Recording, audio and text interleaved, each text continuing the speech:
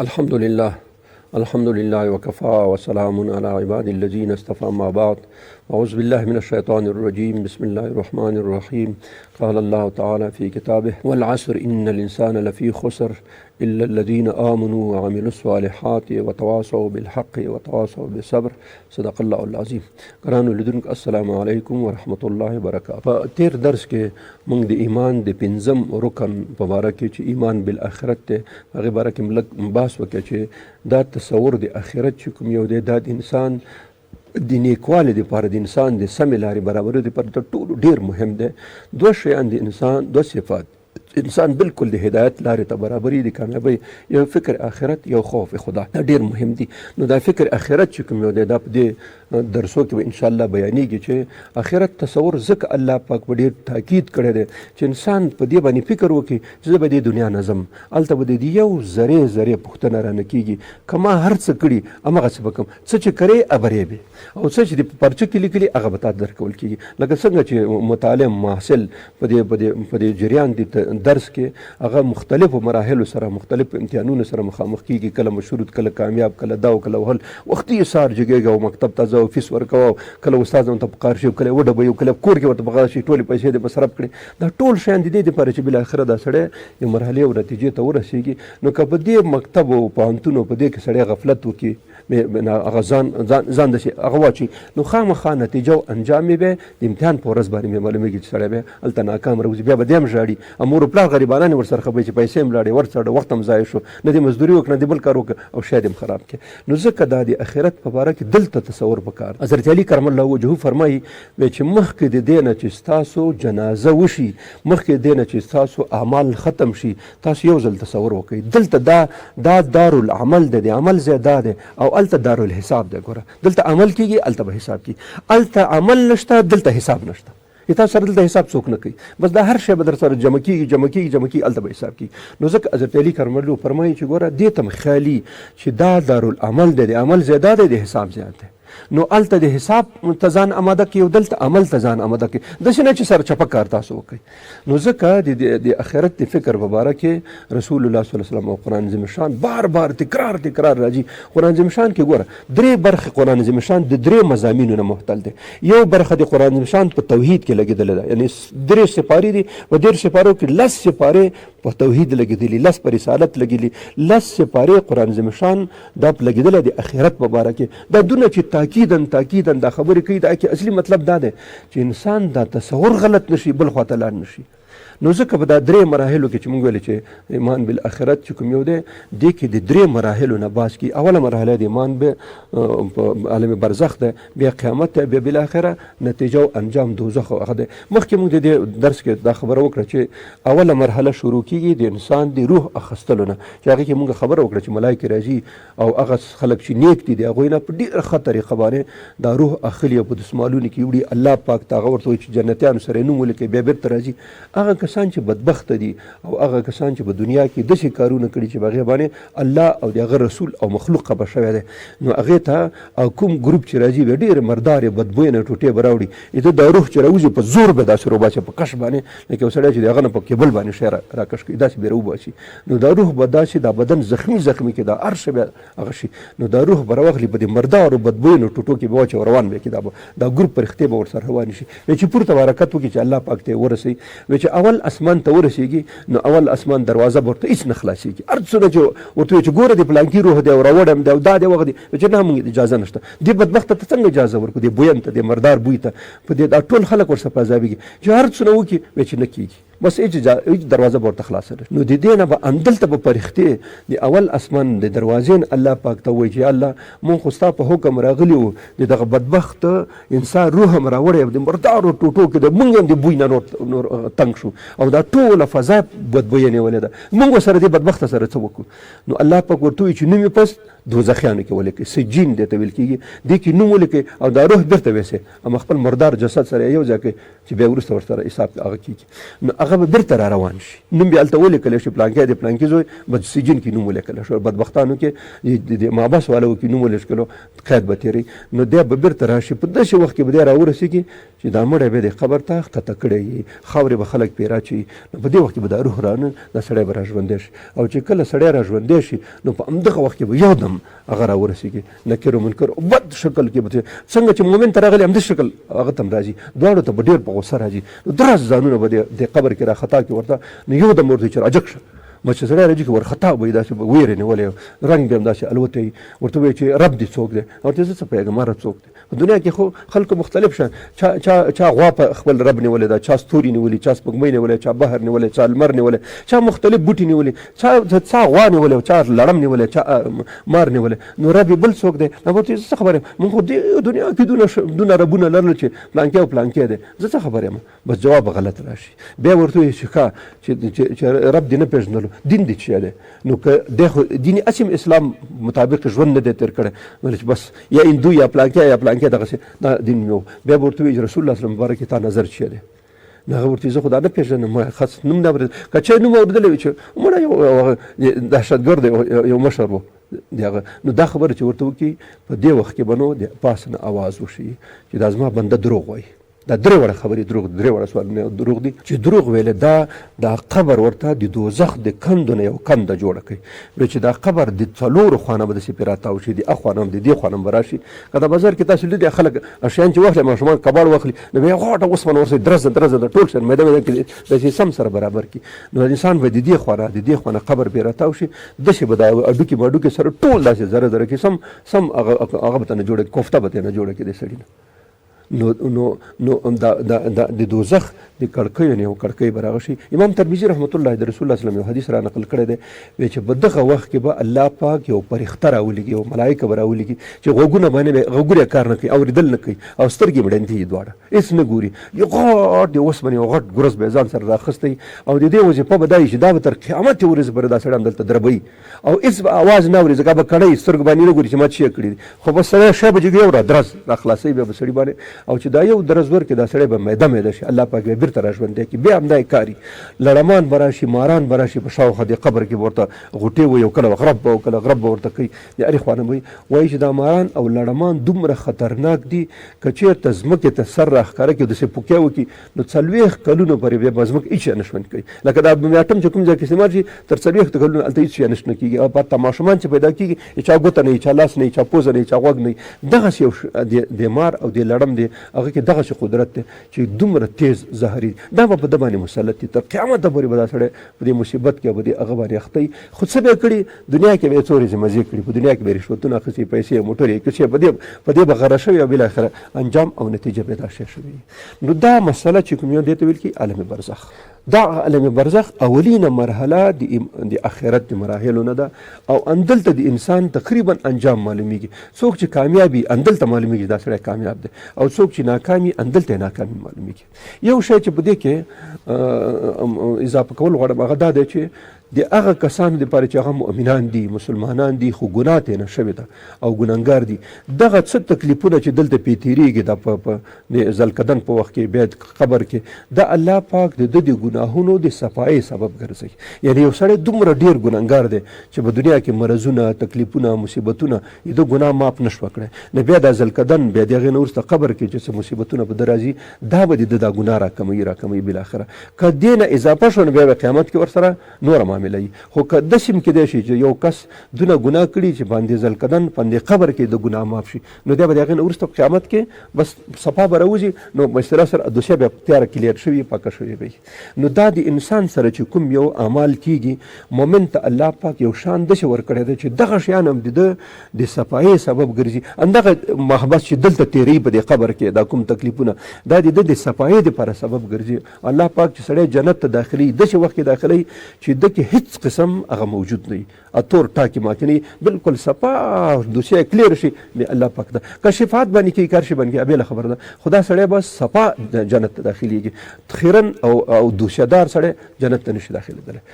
نو ځکه دا مراحل کله کله د انسان دپاره ګټه لري. هغه ګټه دی چې هغه ګناهونه چې کوم تېر نه شي په دې تکلیفونو الله پاک دې نه هغه کړي. د دې نه وروسته دویمه مرحله چې کوم یو ده په آخرت کې هغه د قیامت مرحله ده چې قیامت نوم په قرآن عظیم شان کې نمونه ډېر زیات راغلي دي. یو نوم ساعت ده، متى الساعه چې مخکې حدیث موږ ورسته بخاري کې چې یو صحابي رسول الله صلی الله علیه وسلم پوښتنه وکړه یا رسول الله قیامت به کله؟ قرآن عظیم شان کې دا نوم تر ټولو ډېر تکرار شوی دی. قیامت مختلف نمونه دي خو تر ټولو زیات چې تکرار شوی دی هغه ساعت دی چې قیامت ویل کېږي. مفسرینو دلته یو ډېر باریکې نقطې ته اشاره کړې ده. وایي د قیامت ته ولې ساعت وایي؟ ولې ورته ساعت وایي؟ ولې بل شی ورته نه؟ قیامت دا نور شیان. هغوی یو خبره کوي چې د آخرت ژوند چې کوم یو دی د دې نه وروسته د قیامت نه وروسته کوم ژوند چې دی دا دومره ډېر اوږد دی، دومره ډېر زیات دی چې د قیامت د هغې په مقابل کې د یو ساعت لحظې حیثیت لري. موږ او تاسو په دې ژبو کې کله د عربان چې کله چا سره خبره کوي وی لحظه، دا لحظه چې درته معنا لږ ماته صبر وکړه. موږ په انګلیسي کې واغلو جست منټ ویل ما ته لږ ځنډ وکړه. منټ نه مطلب هغه نه یو دقیقه نه بلکې یو لحظه یې ته لږ ماته صبر وکړه، زه دا کار درته دستي خلاصوم. موږ او تاسو په پښتو فارسي کې وایو چې بس قدر کم برې ما صبر کن، یعنی یو لږ صبر راته وکړه. نو دا ساعت چې قیامت ته وایي وجه دا ده چې د آخرت د ژوند په مقابل کې د قیامت چې کوم یو دی دا داسې دی لکه جست منټ، لکه یو ثانیه یا یو دقیقې په اندازه باندې د اندازه لري، یا دومره کم دی. دا قیامت د آخرت د ژوند په مقابل کې داسې دی لکه یو ثانیه د یو ژوند. موږ ژوند بل پر 40 50 شپېته یا 100 کال عمر لرو په دې دنیا کې. دې ژوند په مقابل کې دا یو دقیقه څومره اهمیت لري. دا قیامت د آخرت د ژوند په مقابل کې داسې معنا لري لکه دا یو دقیقه یا یو ثانیه لکه په دې دنیا کې چې کوم یو ده دونه اهمیت لري. خپله د قیامت دا مرحله چې کوم یو ده د آخرت د مراحلو نه دویمه مرحله چې کوم یو ده دا قیامت دی. دا قیامت چې کوم یو دی په حدیثو کې او په قرآن عظیم شان کې راځي چې دا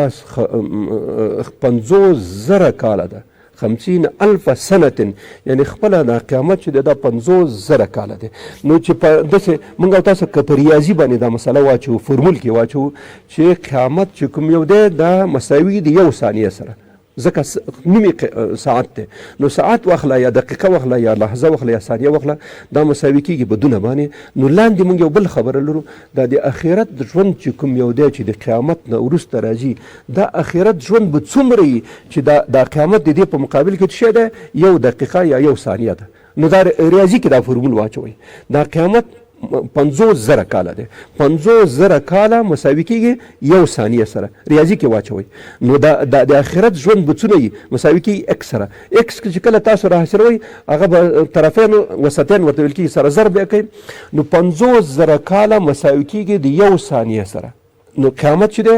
یو ثانیه د آخرت د ژوند په مقابل کې یو ثانیه ده. نو خپله قیامت چې دی مساوي کېږي د 50,000 کالو سره. اوس د دې نه تاسو تصور وکړئ چې دا خپله د غټ ژوند به د دې نه وروسته ژوند به څونه وي. انشاءالله په دې باره کې به وروسته خبره کوو چې دا ژوند څومره زیات دی. خو د دې یو خبرې نه سړی معلومولی شي چې قیامت چې 50,000 کاله دی دا د آخرت د ژوند په مقابل کې جسته منټ دی، بس د یو ثانیه شوه. نو بیا حسابوئ چې د خپله ژوند به څومره وي. انشاءالله په هغې باره کې به بیا مثالونه راشي چې د آخرت ژوند خپله څومره دی. اوس قیامت کله شروع کېږي او څنګه شروع کېږي؟ د قیامت دپاره رسول الله صلی الله علیه وسلم او په قرآن عظیم شان کې په حدیثو کې او په کتاب الله کې څه نشانې بیانې شوي دي چې دا په 2 قسمه نشانې دي. یو ته ویل کېږي علامات کبرا، یو ته ویل کېږي علامات صغرا. علامات کبرا 10 علامې دي چې هغه امام مسلم رحمت الله علیه په خپل حدیث کې یو حدیث کې دا 10 علامې ټولې داسې بیان کړي دي چې دا دې ته ویل کېږي علامات کبرا. او دا علامات صغرا چې کومې دا حدیث کې بیان شوي دا ډېرې زیاتې دي. ځینې علماو چې حساب کړي هم د شپېتو نه اوښتې دي، شپېتو نه زیاتې هغه دي چې هغې کې به رسول الله صلی فرمایي چې هغه خلک چې په دنیا کې ژوند د چوپانانو په شان بورو، څپلۍ به یې نه لرلې، لباس به یې نه لرلو، خوراک به یې نه لرلو، یتطاولون په البنیان د بلډینګونو او د پلازو په جوړولو کې به د یو بل سره مسابقه کوي. او دا ګورې دا اوس دا څه حال دی؟ نو یو نشانی دا ده. بله دا ده چې خپل اولاد به د مور و پلار مخالف شي، د مور و پلار عزت او احترام به نه ساتي، شراب خورل به زیات شي، دا بدکاري به زیاته شي، سود به زیات شي، قتل و قتال به زیات شي، رشوت به زیات شي، بیادبي او بیا اخلاقي به زیات شي، د اوریاني او د لڅوالی چې کوم دا به زیات شي، کنځلې به زیات شي. دا ډېر زیات شیان په دې احادیثو کې راغلي. دا ټولې علامات صغرا دي، وړې علامې دي د قیامت چې دا کله برابر شي نو قیامت ته حالات برابرېږي. علامات کبرا چې کوم یو دي دا 10 علامې دي. سب کوم تفصیل ورکوو کېدای شي ډېر پکې وخت ونیول شي، خو اوله علامه دا ده چې اول علامه د امام مهدي او د عیسی علیه السلام راتل دي. د اوله علامه شوه چې دا به راځي، او د دې سره په خوا کې دجال مسیح چې ورته ویل کېږي دې راتګ دی، او د دې نه وروسته بیا د خپله د عیسی علیه السلام په زمانه کې به یاجوج او ماجوج چې کوم یو دی دا به راوځي، او د دې نه وروسته به بیا لمر خو داسې راخیږي د دې طرف نه، نو یو ورځ د څو ساعتونو دپاره سر دا کله کله خلک غلط شي، لمر به د څو ساعتونو دپاره د دې په ځای باندې داسې راجګ شي. دا به هغه علامه وي چې خلک به ټول پوه شي چې نو اوس نو د قیامت راتګ حتمي شو. د یو په بل پسې د علامه دی. د دې نه بله علامه 5مه علامه دا ده چې الله پاک به یو څاروی، یو ځناور، یو دابه ورته ویل شوی ژوندی هغه به را پیدا کړي چې هغه سره به یو امسا وي، او د امسا به د هر سړي په دې ټنډي باندې لیکي کافر مسلمان ته مسلمان لیکي، کافر ته به کافر لیکي، نامؤمن دا مسلمان، نامؤمن دا کفر، ټول به سره جدا شي. اوس خو موږ نه پېژنو، یو سړی به کافر وایي زه مسلمان یم، یو سړی به مسلمان خلک وایي دا کافر دی. نو هلته به بالکل معلومه شي، دلته به ویل دا مؤمن دی دا کافر دی، بل به سره پېژني دا کافر دی دا مسلمان دی. او د دې پسې وروسته بیا نورې علامې دا دي چې خصب 3 خصبونه به واقع. خصب دا منه روغ یو ښار یو مملکت به روغ په دې ځمکه ننوځي. مثلا دا ناخسته دا کابل ښار به یو دم ډوب دا کابل به نه وي، بس دا به یو خصب په شرق کې، یو خصب په غرب کې، یو په جزیرة العرب کې. یعنی په جزیرة العرب کې به یو لوی ښار یا لویه منطقه به داسې په ځمکه داسې ننوځي. تاسو لیدلي به د افغانستان کې څو ځلې دا بدخشان دې ځایونو کې چې روغ کلي هم داسې په ځمکه ننوته ورک شو، هېڅ پته ونه لګېده. نو داسې ذات چې دومره ډېر علم ولري، دومره ډېره پوهه ولري، نو تاسو څه فکر کوئ چې دې په مقابل کې اوس په احترام پکار دی که بیادبي پکار ده؟ د هغه سره چې مونږ کله ودرېږو نو داسې به ودرېږو لکه خپل امسیمپي ته چې ودرېږو، مونږ به داسې د هغه مقابل ته ودرېږو لکه چې یو امزولي مخې ته ودرېږو، یا به د هغه مقابل ته داسې ودرېږو لکه یو کراچوان مخې ته چې ودرېږو. نه، مونږ چې هغه ته که مونږ ته دغه علمي حیثیت معلوم شي چې الله پاک د دومره غټ علم، دونه لوی علم خاوند دی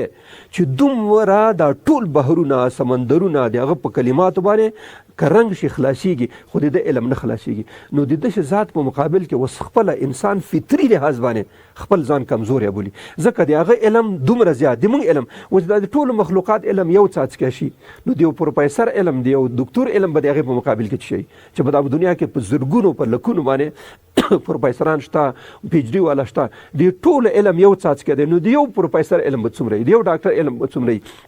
د یو استاد علم، د یو علامه علم، د یو آیات الله چې موږ او تاسو په ډېر قدر ورته منزلت باندې قایل، دغه علم به د هغه په مقابل کې څه شي. اوس هغه چې موږ او تاسو ته وایي داسې کار وکئ او داسې مه کوئ، نو بیا نو ته څنګه پکې وایې چې دا خو 20 قرن 21 قرن دی، ته پوهېږې نه زه پوهېږم. نو دا خو نهایت جهالت دی. که د یو اول سن یو شاګرد پروفیسر ته او دکتور او پوهان ته راجګ شي چې صاحب ته نه پوهېږي او زه پوهېږم، او در حال چې هغه ته اوس الفبې سپاره شروع کړي، اوس الفبې یادې په قلم باندې لیکي، الف ب دا شی لیکي، او یو استاد او پروفیسر د پوهنتون ته وایي چې استاد ته خو نه پوهېږې زه پوهېږم، ځکه اوس 21 قرن دی کړ، اوس د کمپیوټر زمانه ده. نو اصل خبر دا ده چې په ایمان کې موږ او تاسو دا وپېژنو چې الله پاک لکه څنګه چې موجودیت په موږ باندې اثر لري، دغسې الله پاک علمي مستوا او د هغه علمي درجه او د هغه علمي شان په موږ او تاسو باندې اثر لري. نو چې کله دومره علم خاوند سره موږ مخامخ شو، نو خامخا باید د هغه هره خبره بدون د چون او چرانو مون. او د اسلام یو معنا دا ده، تاسو کتابونه وګورئ، په هر کتاب کې دا لیکلي دي اسلام معنا دا بدون او چون چرار الله او رسول ته تسلیمیدل دی ته ویل کی اسلام. بدون چون چرا الله او رسول ته تسلیمیدل دی ته اسلام. ځکه د الله او د رسول هغه حیثیت او درجه او شان چې کوم یو د دومره لوی دی چې د هغه سره د چون او چرا گنجایش نشته. ته ورته دا دی ولې کړی او دا دی ولې کړی. نو چې ستا د ټول مخلوقات علم یو څاڅکی یو دی الله په علم اغونه، نو ته څنګه دا یو څاڅکی ولا راځي هغه ته وایي لکه مخکې ما مثال ورکړ چې یو د الفبې شاګرد د اول سیم شاګرد راجیک شي او پروفیسر او پوهان ته پوهېږم نو دا خلک به خامخا وایي چې دا ماشوم خو ماشوم دی ګیله ځکه څوک ته نه کوي چې ماشوم دی ماشوم نه پوهېږي خو که بل سړی دا خبره وکړي چې هغه هېڅ سبق نه ویلی ځان ته بېسواده وي زه بېسواده یم هېڅ مکتب مې نه دی ویلی او د پروفیسر په مقابل کې چې پروفیسر صاحب دا ته څه خبرې کوي دا غلطې دي زه پوهېږم په دې خبره نو هغه ته به خلک وایي چې دا لیونی شوی دی دا مازغی خراب شوي دی شبخانې ته بوځي دا هلته بستر کوي چې دی د هغه سړي په مقابل کې داسې خبرې کوي نو د الله پاک یو صفت علیم دی او علمیت دومره اندازه اوچت دی او پوه دی چې د ټولو مخلوقاتو علم د الله پاک د علم په مقابل کې د یو ذرې قدر ته حیثیت هم نه لري نو چې کله د ذرې قدر ته حیثیت ونه لري نو د دونه لوی علیم ذات دونه پوه ذات په مقابل کې باید 100% سړی ځان تسلیم کړي چې الله چې ته څه وایې دا ټول زموږ په خیر باندې دي زموږ په ګټه باندې دي نو ځکه الله پاک په قرآن عظیم شان کې ځینې آیاتونه راځي والله یعلم وانتم لا تعلمون چې کوم حکم بیانوي نو بیا ورپسې وروسته دا هغه کې دي چې دا حکم مې ځکه درته کړی دی چې تاسو نه پوهېږئ الله پاک پوهېږي والله یعلم وانتم لا په دې حکم زه پوهېږم د دې تاوان څه دی او په دې شي زه پوهېږم چې دا کار تاسو کوئ دې ګټه څه ده او دا کوم چې کار نه کول پکار دي په هغې باندې زه پوهېږم او انسان چې کله ایمان راوړي په خپل ذهن او په عقیده کې باید دا خبر ومني چې الله پاک د دومره لوی علم څښتن او خاوند دی نو زه باید د هغه هره خبره چې هغه باید بالکل بدون او چونچرانه تسلیم شم ورته او ویم ځکه علمي مستوا د هغه دومره ډیره اوچته او جګه ده چې د هغې په مقابل کې دا زما علمي حیثیت د هیڅ برابر دی بلکې د صفر سره ضرب کیږي نو یو اسم مبارک موږ تاسو ولوستلو چې الله پاک یو اسم مبارک اسماء الحسنا علیم ذات دی چې علمیت اندازې موږ تاسو ته پته ولګېده چې الله پاک څومره علم لري دویم صفت دی الله پاک جل جلاله چې موږ تاسو د ساينس او د دیني علومو په انداز کې بیانوو عظمت او لوی ده الله پاک څومره لوی دی